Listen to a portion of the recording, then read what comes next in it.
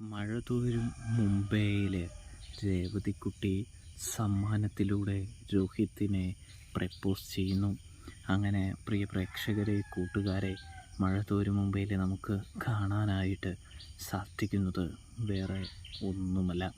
ഇന്നലെ അവസാനിക്കുന്നത് തന്നെ നമ്മുടെ അലീനയെ കാണിച്ചുകൊണ്ടാണ്. അലീനയാണെങ്കിൽ ആ കടുത്ത തീരുമാനത്തിൽ ഉറച്ചു നിൽക്കുകയാണ്. പോവണം, പോയേ മതിയാവുകയുള്ളൂ. അച്ഛനോട് 2 ദിവസം എന്ന് പറഞ്ഞിട്ട് ഇപ്പം അതിൽ കൂടുതൽ ദിവസം നിന്ന് കഴിഞ്ഞിരിക്കുകയാണ്. അതുകൊണ്ട് തന്നെ പോകണമെന്നുള്ള കടുത്ത തീരുമാനത്തിലേക്ക് അലീന എത്തിയിരിക്കുകയാണ്. ഇതേ സമയമാണെങ്കിൽ നമ്മുടെ ഗ്രേസിയും മാമച്ചനൊക്കെ പറയുന്നുണ്ട്, ഇത്ര പെട്ടെന്ന് പോകണോ, ഞങ്ങളെ വിഷമത്തിലായിട്ട് പോകണോ എന്ന് ചോദിക്കുന്നുണ്ട്.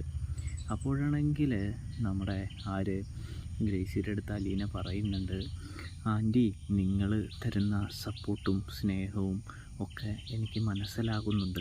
അത് മനസ്സിലാവാത്തത് കൊണ്ടൊന്നുമല്ല, പക്ഷേ അത് ശരിയല്ല. അവരെ അവരുടെ വീട്ടിലെത്തിച്ചതിന് ശേഷം വേണം എനിക്ക് എൻ്റെ യാത്ര തുടങ്ങാൻ എന്ന് പറയുന്നു. അല്ല അലീനെ, നീ എങ്ങോട്ടാണ് പോവാനായിട്ട് പോകുന്നത്? അതിനെക്കുറിച്ച് വല്ല ധാരണയുമായോ എന്ന് ചോദിക്കുന്നു. അച്ഛനും ഗോവർദ്ധനങ്ങളും അതിനെ തിരഞ്ഞ് ആ സ്ഥലത്തേക്ക് പോയിരിക്കുകയാണ്. എന്നെ എന്തായാലും അവർ ഒരു സുരക്ഷിതമായ സ്ഥലത്തായിരിക്കും എത്തിക്കാനായിട്ട് പോകുന്നത് എന്നുള്ളൊരു ബോധ്യം എനിക്കുണ്ട് എന്ന് പറയുന്നു. എങ്ങനെയെങ്കിൽ ശരി, നീ പോയി കിടന്നോളൂ, നാളെ നേരം വെളുക്കുമ്പോൾ പോകാനുള്ളതല്ലേ എന്ന് ചോദിക്കുന്നതും കാണാൻ സാധിക്കുന്നുണ്ട്. അലീനയാണെങ്കിൽ ഇങ്ങനെ കിടന്ന് ഉറങ്ങാനായിട്ട് തുടങ്ങുമ്പോൾ രേവതിക്കുട്ടിക്കാണെങ്കിൽ 100 സംശയങ്ങളാണ്. അതായത് നാളെ പോകണോ, എന്തിനിത്ര പെട്ടെന്ന് പോകുന്നത് എന്നൊക്കെ ചോദിക്കുന്നു. അവർ 2 ദിവസം കൂടി നിർത്തിയിട്ട് പോയാൽ പോരെ എന്ന് കൂടി ചോദിക്കുമ്പോൾ, എന്താ രേവതിക്കുട്ടി, എന്താ നീ പറഞ്ഞു വരുന്നത്? എന്തിനാണ് നീ ഇപ്പോൾ ഇങ്ങനെ വാശി പിടിക്കുന്നത്? അവരാരും നമ്മുടേതല്ല, നീ ആ കാര്യം ഓർക്കണം എന്ന് പറയുന്നു. അത് കേട്ടതും നമ്മുടെ അലീനയല്ല രേവതിക്കുട്ടി പറയുന്നുണ്ട്, ചേച്ചി, അവർ ആരും എൻ്റേതല്ലായിരിക്കാം, പക്ഷേ അവർ വന്ന ഈ സമയം വരെ അവരെ ഞാൻ എൻ്റെ സഹോദരങ്ങളായിട്ടാണ് കാണുന്നത്. അവർ തിരിച്ചും അങ്ങനെയാണ് കാണുന്നത്.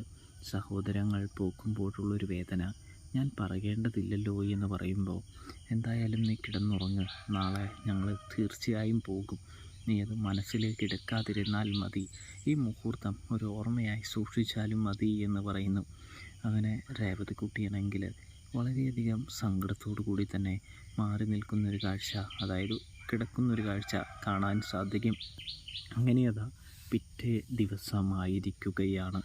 പിറ്റേ ദിവസം ആയിക്കഴിഞ്ഞപ്പോൾ നമ്മുടെ രേവതിക്കുട്ടിയാണെങ്കിൽ എന്ത് ചെയ്യുന്നു, വെളുപ്പിന് നേരിട്ട് കാറിൻ്റെ താക്കോലെടുത്ത് ഒരു സ്ഥലത്തേക്ക് മാറ്റി പിടിക്കുന്നുണ്ട് എന്ന് കാണാൻ കഴിയും.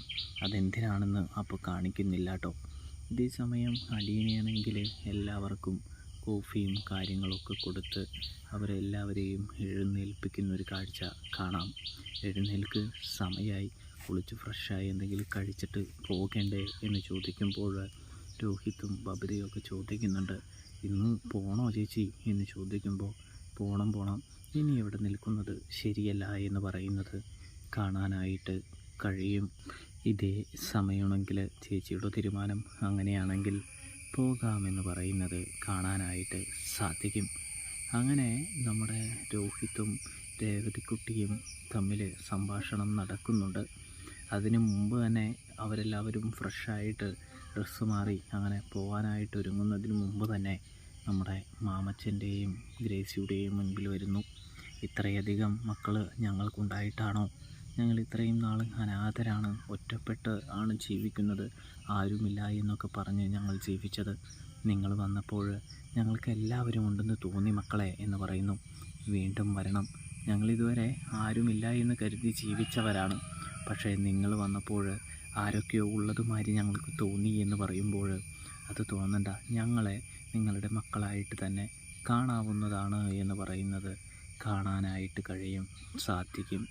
ഇതേ സമയമാണെങ്കിൽ നമ്മുടെ രേവതിക്കുട്ടിയാണെങ്കിൽ അത് കേൾക്കുന്നുണ്ട് എന്ന് കാണാം. രേവതിക്കുട്ടിക്കും വളരെയധികം സന്തോഷമാവുന്നുണ്ട് എന്ന് കാണാനായിട്ട് സാധിക്കും. ഇതേ സമയമാണെങ്കിൽ നമ്മുടെ രേവതിക്കുട്ടി അവിടെ നിൽക്കുന്നുണ്ട്. അവരുടെ അടുത്തേക്ക് വരുന്നില്ല. മാമച്ചനൊക്കെ വളരെയധികം സങ്കടത്തോടെയാണ് യാത്ര പറയുന്നത്. ഇടയ്ക്കൊക്കെ ഇവിടേക്ക് വരണം, അങ്ങനെ ഞങ്ങളെ മറന്നു പോകരുത് എന്നൊക്കെ പറയുമ്പോൾ തീർച്ചയായും വരാമെന്ന് പറയുന്നുണ്ട് രോഹിത്തും നമ്മുടെ ബബിതയും കൃഷ്ണമോളും. അല്ല, ഇനി ഞങ്ങൾ എറണാകുളത്തേക്ക് വരുമ്പോൾ അലീനയെ നിങ്ങളുടെ വീട്ടിൽ ഞങ്ങൾക്ക് കാണാനായിട്ട് കഴിയോ, സാധിക്കുമോ എന്നൊക്കെ ചോദിക്കുകയാണ്. അത് കേട്ടതും അതിനെക്കുറിച്ച് ചേച്ചിയാണ് തീരുമാനമെടുത്തിരിക്കുന്നത്. ഞങ്ങൾ പോകാനൊന്നും പറഞ്ഞിട്ടില്ല, ചേച്ചിയുടെ ഇഷ്ടപ്രകാരമാണ് ഈ തീരുമാനമെടുത്തത് എന്ന് പറയുന്നു. പലതവണ ഞങ്ങൾ പറഞ്ഞതാണ് പോവേണ്ട എന്ന്, നിർബന്ധിച്ചതാണ്. പക്ഷേ ചേച്ചിക്കത് കേൾക്കാനോ, ചേച്ചിക്ക് ഞങ്ങളുടെ വാക്ക് കേൾക്കുന്നതോ ഇഷ്ടമല്ല.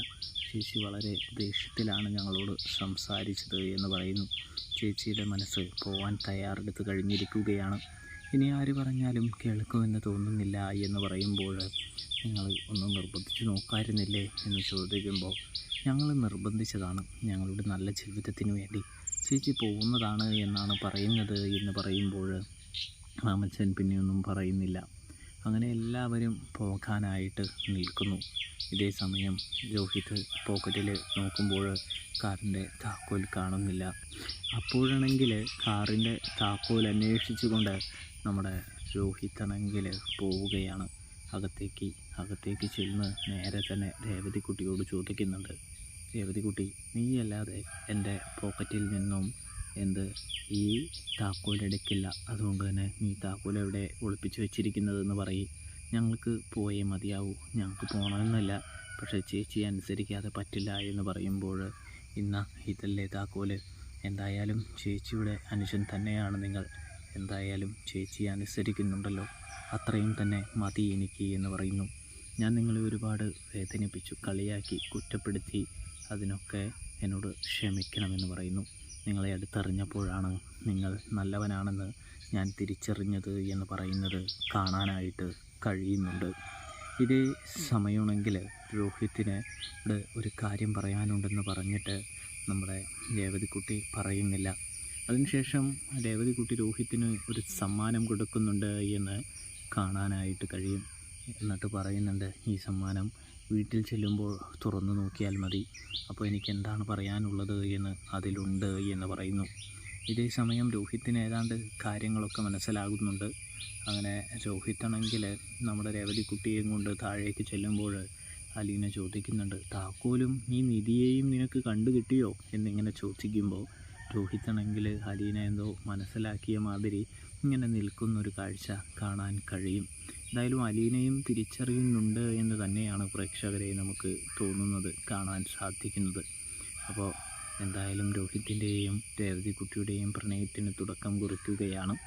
അപ്പോൾ റിവ്യൂ ഇഷ്ടപ്പെട്ടാൽ ചാനൽ മറക്കാതെ ഒന്ന് സബ്സ്ക്രൈബ് ചെയ്ത് സപ്പോർട്ട് ചെയ്യുക. തെറ്റുകുറ്റങ്ങളുണ്ടെങ്കിൽ ഒന്ന് ക്ഷമിക്കാനായിട്ട് ശ്രദ്ധിക്കുക, വീഡിയോ ഫുള്ളായിട്ട് കാണാനായിട്ട് ശ്രദ്ധിക്കുക. വീഡിയോ കണ്ട എല്ലാ പ്രേക്ഷകർക്കും എല്ലാ കൂട്ടുകാർക്കും താങ്ക്സ് ഫോർ വാച്ചിങ്. എല്ലാവരും വീഡിയോ ഫുള്ളായിട്ട് കാണാം, സബ്സ്ക്രൈബ് ചെയ്യുക. നിങ്ങളുടെ അഭിപ്രായം കമൻറ്റ് ബോക്സിൽ രേഖപ്പെടുത്താനും പ്രത്യേകം ശ്രദ്ധിക്കണേ പ്രേക്ഷകരെ, പ്രിയ കൂട്ടുകാർ.